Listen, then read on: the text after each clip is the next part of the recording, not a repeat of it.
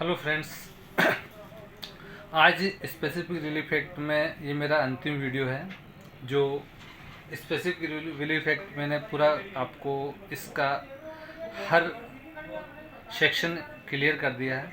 आज अंतिम सेक्शन है नकारात्मक करार का पालन का व्यादेश। इसका मतलब है कि यदि कोई व्यक्ति अगर किसी ने वादा किया है कि ये काम नहीं करूँगा और फिर भी वह कर रहा है तो कोर्ट उसे रोक सकेगी, कोर्ट उसके खिलाफ स्टे जारी कर सकेगी। आधार क्या होगा? एग्रीमेंट। जैसे किसी ने बेचान करार किया, उसमें ये लिखा कि यह ज़मीन मैं 5 साल तक किसी अन्य को नहीं बेचूंगा, पर वो व्यक्ति बेचने की कोशिश करता है तो उसके खिलाफ स्टे जारी हो सकता है। पड़ोसी करार, मैं अपनी ज़मीन पर 2 मंजिला मकान से ऊंचा मकान नहीं बनाऊंगा, यदि वो बनाता है तो उसके खिलाफ स्टे हो सकता है। किराएदार करार, इसमें कहा हुआ है कि मैं किराए से कोई जगह किराए से ले रहा हूँ, उसमें शराब नहीं बेचूंगा या उसमें कोई मीट या ऐसा व्यवसाय नहीं करूँगा, ये ऐसा कोई एग्रीमेंट हुआ है और यदि वह करता है तो उसके खिलाफ कोर्ट स्टे जारी कर सकती है। कंपनी करार, कंपनी में कोई व्यक्ति काम करने वाला है, कोई उसे कंपनी छोड़ने के 2 साल तक किसी भी सेम प्रतिस्पर्धा व्यापार में वो कार्य नहीं करेगा या व्यापार नहीं करेगा, ऐसा एग्रीमेंट करता है और वो करता है तो उसके खिलाफ स्टे हो सकता है।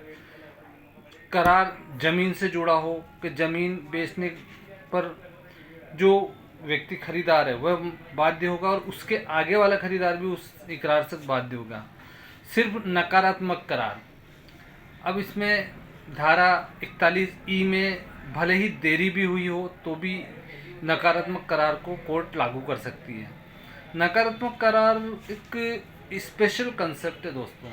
इसमें क्या होता है कि किसी व्यक्ति को ऐसी कोई समस्या है और वह, जैसे मान लो किसी की ज़मीन है और वह ज़मीन कृषि भूमि में उपयोग करता है और किसी व्यक्ति को वह बेचान करता है और एग्रीमेंट में सामने वाला ये तथ्य स्वीकार कर लेता है कि मैं इस ज़मीन पर कृषि भूमि ही रखूँगा और बेचान करता इसी वजह से तैयार हो जाता है, क्योंकि कृषि भूमि रहेगी तो उसके, मान लो कृषि भूमि की जगह वो उस पर होटल बना लेता है तो होटल बनने या बड़ी बिल्डिंग बनने से उसकी जो कृषि भूमि पर छाया आ जाएगी, उसके पेड़ पौधों का विकास रुक जाएगा। तो ऐसी शर्त वो रखता है तो उस जो खरीदार है वह भी बाध्य होगा और उसके आगे आने वाला खरीदार भी यदि कोई होगा तो वो भी उससे बाध्य होगा। तो नकारात्मक करार एक महत्वपूर्ण कंसेप्ट है। ये इसलिए लागू किया जाता है कि जैसे कोई व्यक्ति कहीं पर कंपनी में कार्य करता है, अब उस कंपनी की सारी पॉलिसी को जानता है, सारे ग्राहकों को वो जानता है, तो कंपनी से अगर वो जैसे छूट के दूसरी प्रतिस्पर्धी कंपनी में चला जाता है तो उस कंपनी को डायरेक्ट इनडायरेक्ट नुकसान हो सकता है, उसकी पॉलिसी लीक हो सकती है, उसके ग्राहकों का सर टूट सकता है। तो कंपनी के साथ यदि वो करार करता है कि मैं कंपनी छोड़ने के 2 साल तक आपकी कंपनी से संबंधित कोई भी प्रतिस्पर्धी कार्य नहीं करूँगा, तो ये वैलिड शर्त है। अब इसमें सबसे महत्वपूर्ण केस ये है कि कृष्णा हुसरेस बनाम अहमद खान, ये नकारात्मक इस कृष्णा हुसियस बनाम अहमद खान 2004 का केस है, page number 5 SCC 713 supreme court का।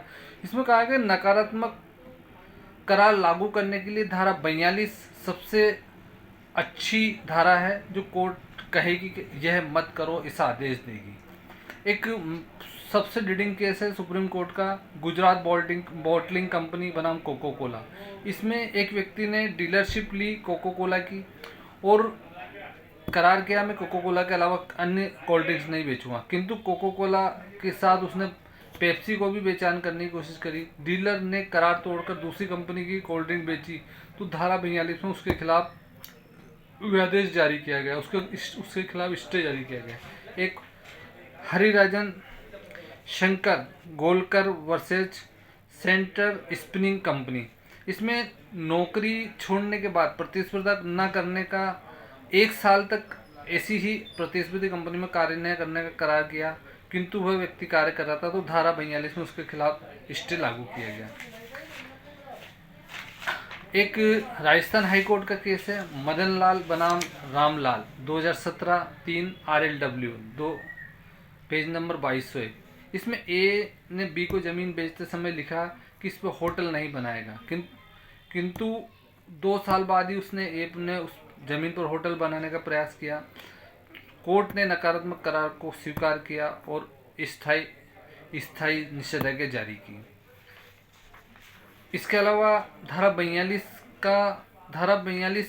एक वादे का रखवाला है। मान लो कोई व्यक्ति कोई कार्य किसी के वादे पर कर देता है, तो इस वादे को सिक्योरिटी दी जाती है। इसमें प्राइमा फेसी केस देखा जाता है, बैलेंस ऑफ कन्वीनियंस देखा जाता है और इररेपरेबल लॉस देखा जाता है। सीमा बनाम अश्वनी कुमार 2006 का केस है। धारा 42 का उल्लंघन यदि कोई व्यक्ति करता है, इस तरह का नकारात्मक करार करने के बाद उल्लंघन करता है, तो ऑर्डर 21 रूल 32 में CPC में के तहत उसकी संपत्ति कुर्क हो सकती है, उसे जेल भेजा जा सकता है। इस नकारात्मक करार की धारा का उपयोग सामान्यतः कोई भी व्यक्ति फ्रेंचाइज, जैसे किसी भी कंपनी की फ्रेंचाइज होती है, डीलरशिप होती है, पार्टनरशिप डीड होती है और सेल डीड, इनमें महत्वपूर्ण होता है। इकरारनामा में भी होता है। तो दोस्तों, ये नकारात्मक करार का कंसेप्ट मैंने आपको अच्छे से क्लियर किया कि कोई भी व्यक्ति नकारात्मक वादा करता है किसी संपत्ति को लेकर, किसी व्यापार को लेकर, तो उस करार का पालना उसे करनी पड़ेगी। मतलब उसे जो करने से मैं ऐसा नहीं करूँगा। मान लो कि कोई किराएदार किराए से दुकान लेता है और उस पर कहता है कि मैं यहाँ नॉनवेज की शॉप नहीं डालूंगा, नॉनवेज का काम नहीं करूँगा, और यदि वह करता है तो उसके खिलाफ स्टे भी हो सकता है और उससे उस दुकान खाली भी करवाया जा सकता है। तो नकारात्मक करार का कंसेप्ट बड़ा महत्वपूर्ण कंसेप्ट है। एक अपने व्यापार की सुरक्षा के लिए, अपनी संपत्ति की सुरक्षा के लिए ये महत्वपूर्ण थ्योरी है। आशा है आपको समझ आई होगी। लाइक एंड शेयर करें। Good night.